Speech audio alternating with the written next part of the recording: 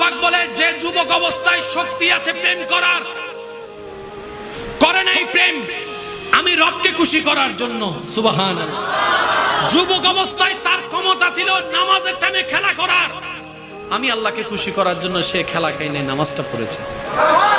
সেজন্য ওই ইবাদত আমার কাছে বেশি প্রিয়, যে ইবাদতে সে শয়তানকে বারবার পরাজিত করেছে। চিৎকার দিয়ে বলুন সুবহানাল্লাহ।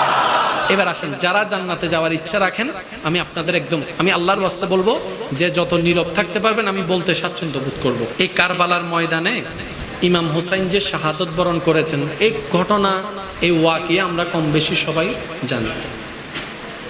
আচ্ছা, কখনো কি একবারও মনে প্রশ্ন এসেছে এজিদকে আমরা যে কারণে ঘৃণা করি?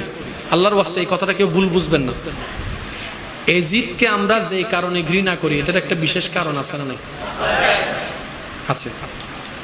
ইমাম হুসাইন এজিদকে ঘৃণা করার বিশেষ কারণটা কি ছিল? আমাদের বিশেষ কারণ হচ্ছে এজিদ বাহিনীর নির্দেশে ইমাম হুসাইনকে কতল করা হয়েছে।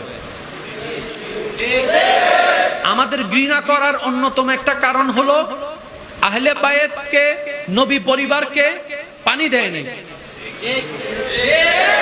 কষ্টের উপর কষ্ট দিয়েছে, জুলুমের উপর জুলুম করেছে, শুইতে দেয় নাই, খাইতে দেয় নাই, বসতে দেয় নাই, পড়তে দেয় নাই, যাইতে দেয় নাই। নবী পরিবারকে, যাদেরকে আল্লাহ তাআলা আহলে বায়েত নামে পরিচিত করেছেন, জান্নাতে যাদের জন্য আল্লাহ পাক মহলের পর মহল বানিয়ে রেখেছেন দয়া করে, ওই সমস্ত আলে রাসূলকে তারা রাস্তার মধ্যে আসামি বানায় ঘুরেছে, বেইজ্জত করেছে। এজিদকে আমরা ঘৃণা করার বিশেষ কারণ আছে।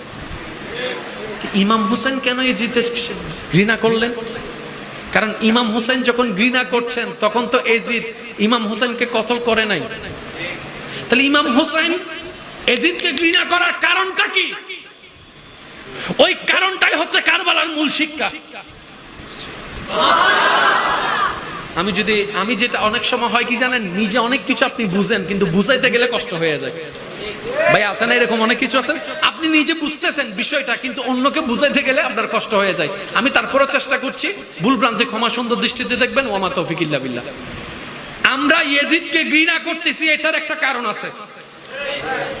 ইমাম হোসেন কেন ঘৃণা করেছে ইয়েজিদকে, ওই কারণটা যদি বুঝে ফেলতে পারি আমরা সবাই হুসাইনি হয়ে যাব।